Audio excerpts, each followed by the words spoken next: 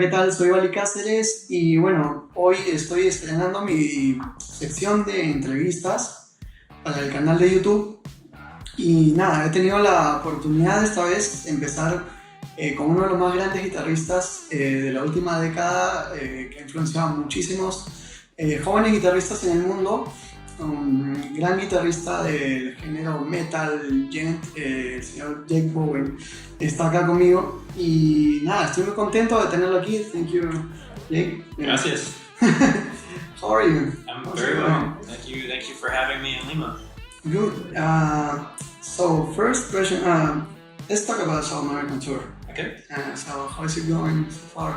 It's going great. I started in Guatemala, which isn't quite in South America, but I started there and then I went to Ecuador and I did 2 dates there, and now I'm in Lima in Peru, and I'm loving it. The part of town we're in is really nice, and Audio Música is a nice music store. How do you see reaction of fans? Like, how are they welcoming you? I think they're incredibly grateful that that we're starting to make our way down to South America, and I know that there's a lot of people who want to see Peripheral, and we haven't got the band here yet, so I'm a bit of an ambassador right now for the band. But because the reception has been so warm, I tell the band how my clinics are going, and they're really excited to come down here. So it's inevitable that you'll see Peripheral in Peru at some point. So let's talk about the Ibanez custom signature guitar. Sure. I saw it right there. It's a beautiful guitar. What's the name of it exactly? You have it's unofficially called the Titan. It's really just the Ibanez JVM, the Jake Bowen model. Okay. But I designed it after a Titan, the moon of Saturn, and it was originally in a black and gold color scheme. But after I've had that guitar for a while, I decided to do a matte white version of it. So, but anyways, that one's not going to be out for a little while. But the JVM 100 and the JVM 27 are available. One's a 7-string and one is a 6-string, and they're my favorite guitars. Ibanez let me build my dream guitar. That's cool. Yeah. Yeah. When you're writing and you're recording, you don't necessarily want the same guitar as the guitar that you take on tour, because it's a very different environment. So because I go on tour more than I write and record, I really built the guitar around sounding a certain way live and being a good guitar to play live. But when it comes to recording, I would probably use and Ibanez has been kind enough to make me the guitars that I need for both situations. But I think the JVM model kind of bridges the gap. Like it's great for recording, but it's also good for touring. And So just for all that set list. yeah, it's a lot. It's a lot. So I think it's a versatile guitar, and that's really what I wanted to build. Is just something that's good in both situations. Nice. Yeah. When you're making a record, you realize that you need more than one, two, and many guitars to build those layers on the record, right? Yeah. And it's also pickups too. The JVM features my DiMarzio signature pickup, so that's really the key to my sound, is those two things together, the guitar and the pickups.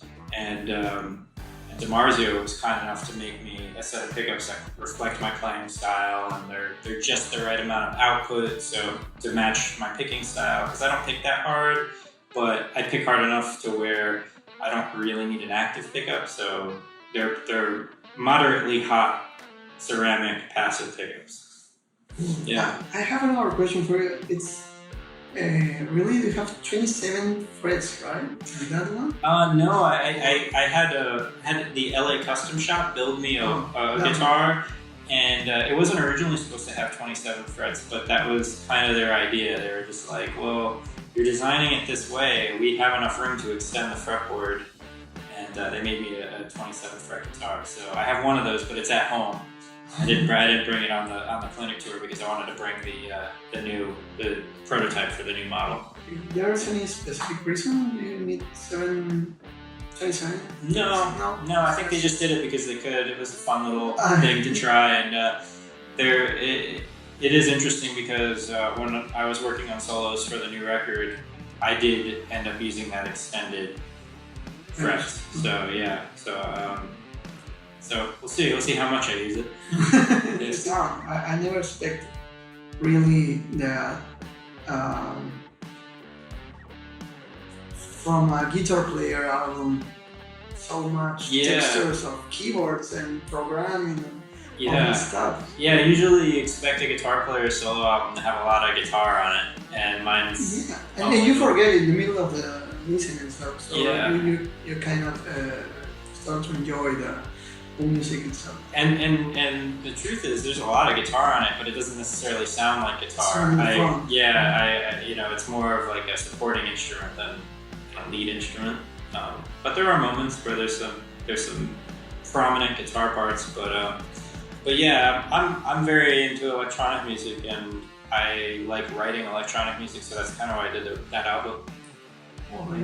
See, with Peripheral, I have to please 4 other guys in the band. You know, I have that stress of making sure that they like the stuff that I'm putting out, and so it means that I have to write more, and that I have to write for the stuff that they're writing. And when it comes to my own stuff, I have nobody to impress except for myself. So I try to write for myself. When I heard that, I felt like you said, this little piece of Peripheral, take it off and put it in the whole album. Yeah. Like all the electronic stuff from Peripheral, put it in the whole album. It's full of color and textures. Thank you. It's very... I'm sorry, I like it a lot. Thank you. No, thank you. I'm glad you asked about it. Thank you. By the way, do you play keyboards on this one? Yeah, I mean, I don't play keyboard, like I wouldn't be able to go on stage and play keyboards live, but I'm able to kind of find my way around keyboards. I also sequence things, a MIDI map. So while I know how to set up that technology and use the technology, I'm not a performer. But yeah, there's some stuff that was played, but it usually was quantized because I'm not very good. Okay, let's talk about melodic development. Okay. How do you see yourself in the process? I mean, the melodies from Peripheral or from your solo or feature situation. How do you see yourself in the creation of melodies? Can you describe that process for you? Yeah, absolutely. So I get my sense of melody from the music that I listen to and from the movies that I watch that have great composers, and from being around great musicians like my bandmates. So I'm always getting ideas from the stuff that they're playing or the stuff that I'm listening to, and I gravitate towards things that make me feel a certain way. And it's a very abstract thing, but I've kind of developed my ear enough to where I can fumble my way around progressions, melodic progressions that kind of make sense and that give me that feeling that I'm kind of in search of. So that's the best way to describe it, but that's really how I work. Yeah. Well, this is a classic thing, but it's very, very important to people, young musicians, to admire you and follow you. Sure. Surround yourself with good people. That is the most important thing that I've learned in doing this. Surround yourself with musicians that you respect. Surround yourself with people that respect themselves.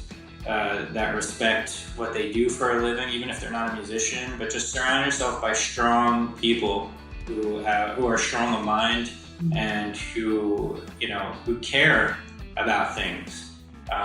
If you surround yourself by people who don't care about things or who harm themselves or who are deliberately hurting their own lives, then that rubs off on you.